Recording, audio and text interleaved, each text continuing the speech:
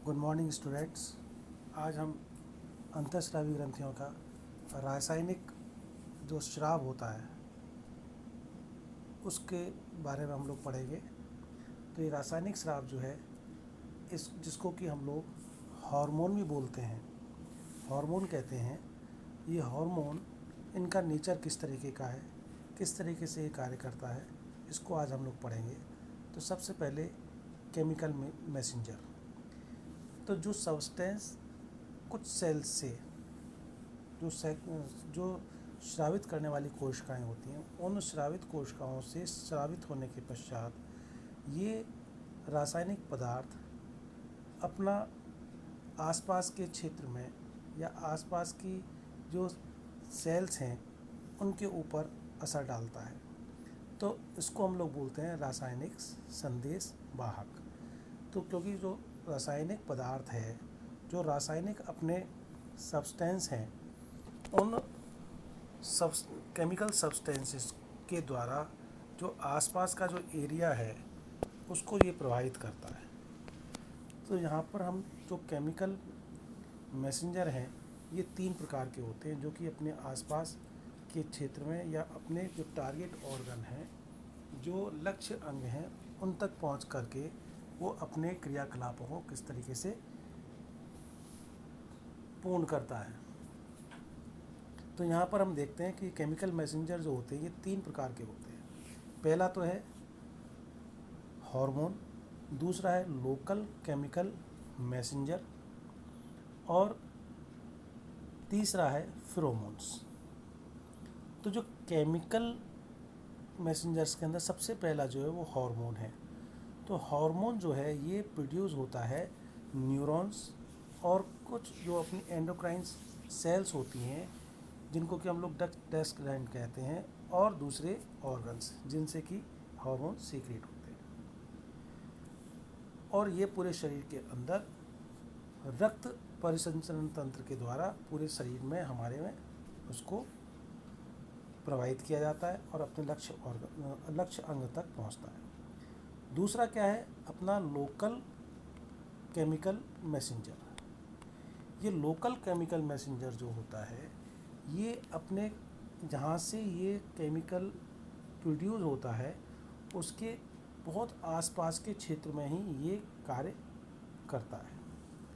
वहाँ की जो सेल्स जो होती हैं उन सेल्स को ये पर असर डालता है और ये बहुत जल्दी ही वहाँ से डिफ्यूज हो जाता है, या कहना चाहिए एक्स्ट्रा सेलुलर फ्लूइड के अंदर ये प्रभावित हो जाता है।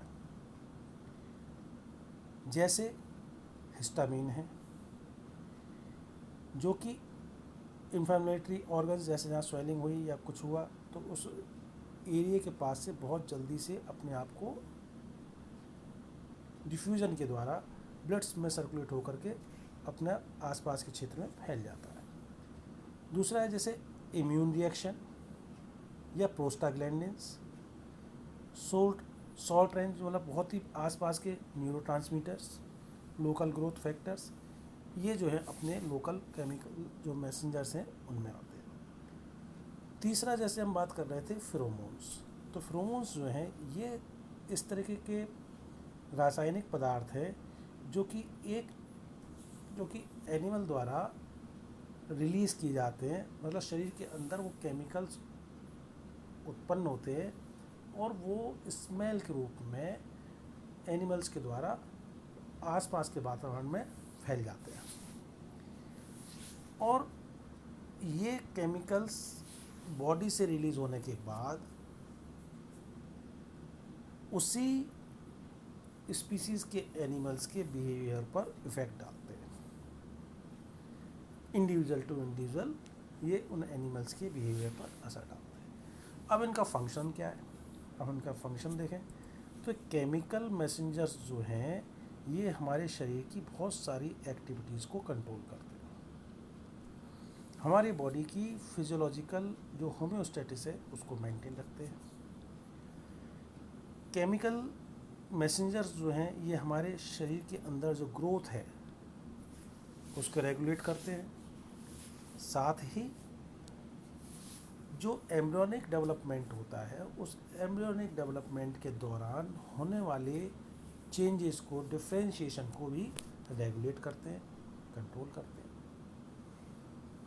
नेक्स्ट क्या है इसके अंदर दूसरा, कि ये हमारी शरीर की जो एक्टिविटीज़ हैं, शरीर की सेल्स की जो एक्टिविटीज़ हैं, उनके आपस में, उन सेल्स का बीच में सामंजस्य बनाए रखते हैं। दूसरा, जो हमारा वातावरण है, उस वातावरण के अनुसार हमारे शरीर के अंदर होने वाले बदलाव या उनसे होने वाले हमारे व्यवहार के अंदर, हमारे शरीर की ग्रोथ, हमारे शरीर के अंदर होने वाले चेंजेस हमारे वातावरण के अनुसार, या हम लोग जैसे शरीर हमारा धीरे धीरे डेवलप हो रहा है, हमारा अब जो हो रहा, खा पी करके हम एनिमल्स जो है बहुत अच्छी तरह परिपक्व हो गया, तो उसके रिप्रोडक्टिव बिहेवियर के अंदर, कंडीशंस के अंदर, एनवायरनमेंट के अंदर अकॉर्डिंगली हमारे शरीर के अंदर चेंजेस जो हैं उनको ये रेगुलेट करता है।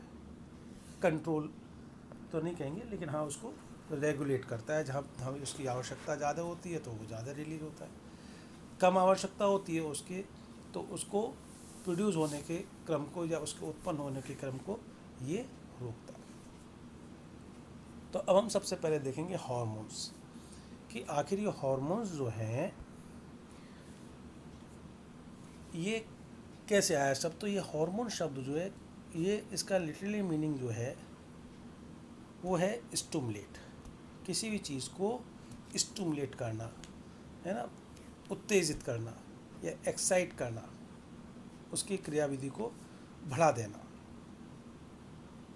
तो हार्मोन का जो बेसिकली चीज़ है, काम है कि कोई भी क्रिया हो रही है, किसी भी कार्य की क्रिया को तेज़ कर देना या उसको कम कर देना। आवश्यकता, शरीर की जो पर्टिकुलर अंग है उस अंग के को एक्टिवेट करना या उसको इनएक्टिवेट करना, ये कार्य जो है हार्मोन का है।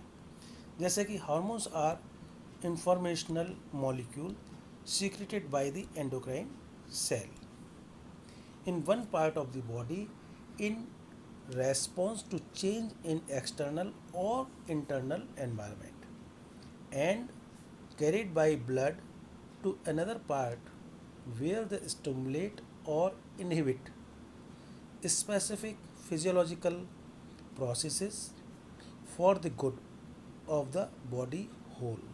कहने का मतलब ये है कि जो हार्मोन जो है हमारे शरीर की जो क्रियाएं हैं, चाहे वो एक्सटर्नल हों, चाहे वो इंटरनल एनवायरमेंटल साइड से हों, वो सब जो है हमारे उस रासायनिक पदार्थ के ब्लड के द्वारा हमारे शरीर के एक पार्ट से दूसरे पार्ट की तरफ ले जाता है और उन अंगों को स्टिमुलेट करता है या इनहिबिट करता है, जिसके द्वारा कि हमारी जो फिजियोलॉजिकल जो एक्टिविटीज़ हैं वो शरीर के अकॉर्डिंगली चलती रहे। तो the hormones are chemical messenger that regulate the biological activities in the organism. जो हमारी ऑर्गेनिज्म है, अब ऑर्गन है, टिश्यू से बना है, टिश्यू किससे बना है, कोशिका से बना है, तो हर कोशिका की एक्टिविटीज़, उस टिश्यू की एक्टिविटीज़ और फिर उन सब से बना हुआ ऑर्गन जो है उनकी एक्टिविटीज़ को कंट्रोल किए रहता है। अब इसका हम थोड़ा सा ऐतिहासिक पार्ट को लें कि जो हार्मोन है इसको सबसे पहले इंग्लिश या कहना चाहिए ब्रिटिश फिजियोलॉजिस्ट थे विलियम एन वेलीज और अर्नेस्ट एच स्टर्लिंग। 1903 में इन्होंने देखा कि सिक्रेटिन नामक सीक्रेशन जो है ये डियोडेनल म्यूकस मेम्ब्रेन जो है इससे स्टिमुलेट होता है और सीक्रेटिन पैनक्रियाटिक जूस को एक्टिवेट करता है। तो यहाँ पर टर्म हार्मोन जो है वो, या शब्द हार्मोन जो है सबसे पहले स्टर्लिंग नामक साइंटिस्ट ने 1905 के अंदर दिया। अब यहाँ पर जो एंडोक्राइन सेल्स हैं ये हॉर्मोन्स को रिलीज़ करती हैं किसके अंदर, एक्स्ट्रा सेलुलर फ्लूइड के अंदर। तो एंडोक्राइन सेल्स जो हमारा पर्टिकुलर टिश्यू है जहाँ से ये हार्मोन्स सीक्रेट हो रहे हैं, तो सीक्रेट होने के बाद ये हमारी एक्स्ट्रा सेलुलर फ्लूइड जो है उस ऊतक के जो फ्लूइड है उसके अंदर ये रिलीज़ कर देता है। रिलीज़ करने के बाद ये हार्मोन वहाँ की जो परमेबिलिटी है, जो वहाँ की सेल परमेबिलिटी है, उसके द्वारा ये ब्लड स्ट्रीम के अंदर डिफ्यूज़ हो जाता है। अब ब्लड स्ट्रीम के अंदर डिफ्यूज़ होने के बाद ये उस रक्त संचरण के द्वारा हमारे शरीर के अंदर प्रवाहित होता है, और प्रवाहित होने के बाद उस लक्ष्य अंग के पास पहुंचता है। वहाँ पहुंच करके ये जो साइट जो एक्टिवेशन वाली जो साइट है, उस साइट पर जा कर के ये वहाँ पर उस लक्ष्य ऑर्गन को एक्टिवेट करता है, जिसको कि हम लोग बोलते हैं इंग्लिश में टारगेट ऑर्गन। तो यहाँ पर क्या है कि जो हार्मोन जो है उसके अंदर स्पेसिफिक प्रोटीन मौजूद है। जो स्पेसिफिक प्रोटीन मौजूद है वो स्पेसिफिक प्रोटीन उस पर्टिकुलर स्पेसिफिक हार्मोन को ही कैच करती है, पकड़ती है, और दूसरे को वो नहीं पकड़ती। तो ये पर्टिकुलर हार्मोन जो है वो पर्टिकुलर ऑर्गन पर मौजूद प्रोटीन द्वारा ही इसको रोका जाता है। ये भी देखा गया कि जो सरफेस के ऊपर जो टारगेट सेल है, उस टारगेट सेल की सरफेस या उसके में मौजूद साइटोप्लाज्म, उसके अंदर स्पेसिफिक प्रोटीन मॉलिक्यूल्स मौजूद होते हैं जिनको कि हम लोग बोलते हैं रिसेप्टर्स, और ये रिकॉग्नाइज करते हैं उसके अंदर, उसको देखते हैं कि किस तरीके से वो जो प्रोटीन है उस ऑर्गन के अंदर मौजूद होगी, तभी वो उस संदर्भित रासायनिक पदार्थ को या हार्मोन को उस सेल के ऊपर एक्ट करने के लिए प्रमोट करता है। तो ये हार्मोन्स जो हैं जब अपनी एक्टिविटीज़ को उस पर डिलीवर करता है या देता है तो उसको हम बोलते हैं मैसेज। तो टारगेट सेल्स जो हैं changing the shape of the receptors that binds it. अब ये वहाँ पर जो, अब जैसे हम देखें, अब बहुत सारे ताले लगे हुए हैं, बहुत सारी उसके अंदर चाबियाँ हैं, तो एक ताले को खोलने के लिए वो एक स्पेसिफिक चाबी ही होगी।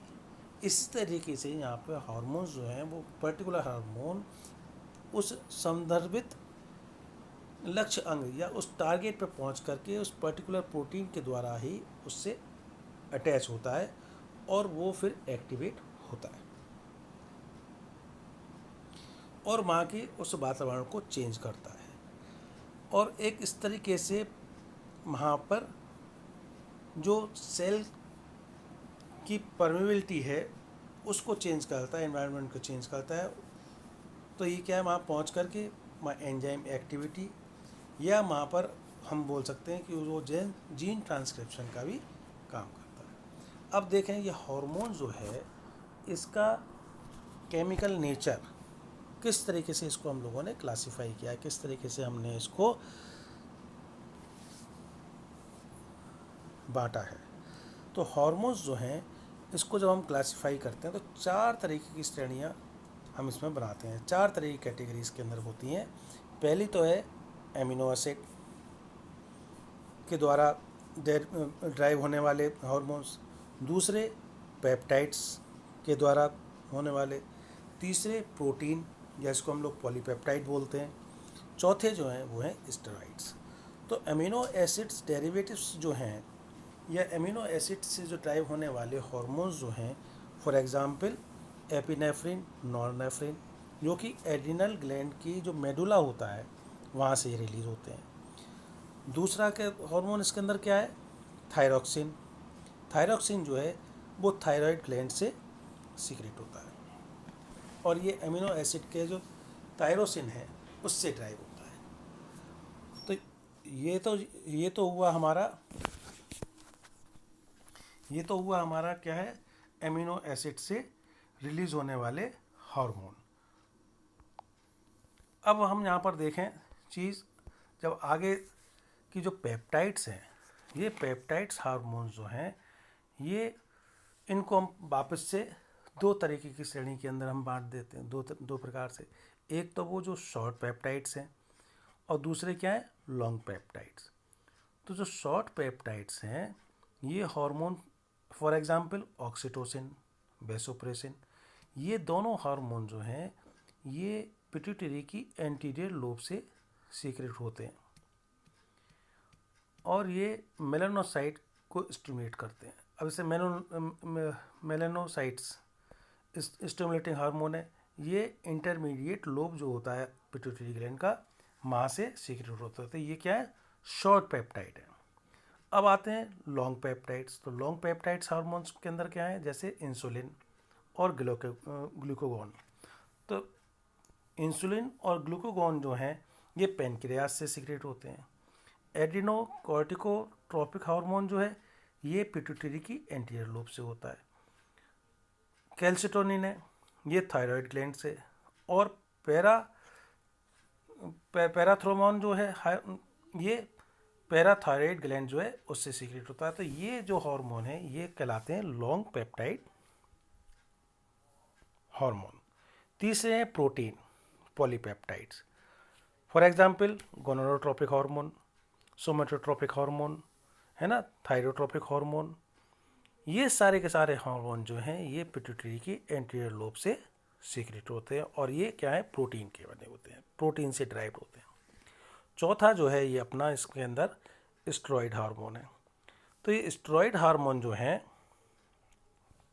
ये hormones adrenal cortex, testis, ovarian और प्लेजेंटा से सीक्रेट होने वाले हार्मोन्स जो हैं इनको हम लोग स्टेरॉइड बोलते हैं।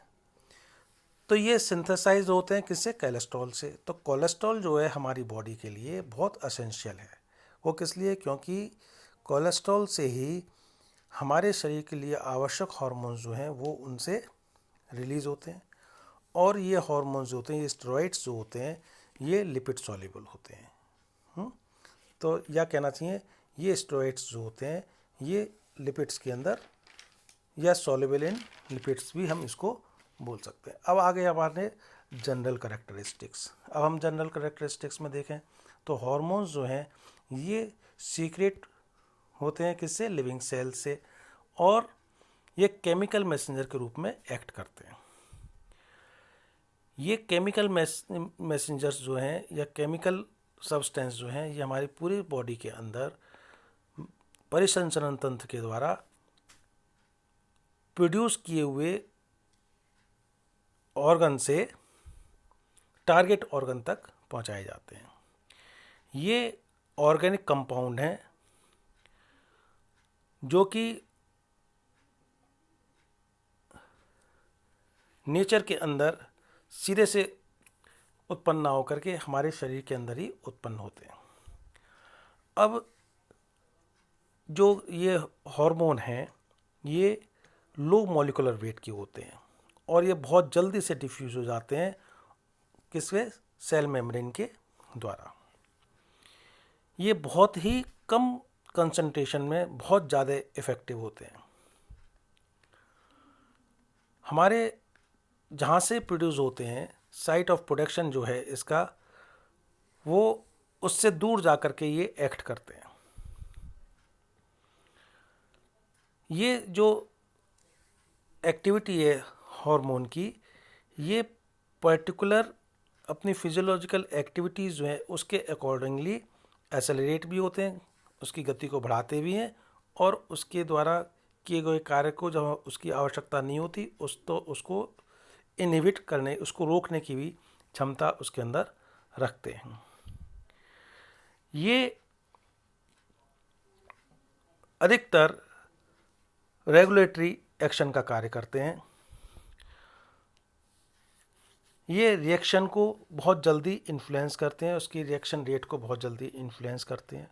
बहुत सारे हार्मोन्स ऐसे हैं जो कि पेप्टाइड्स से सीक्रेट होते हैं और इनको हम प्रो हार्मोन भी बोलते हैं। जैसे इंसुलिन है, इंसुलिन जो है वो प्रोड्यूस होता है एज ए प्रो इंसुलिन।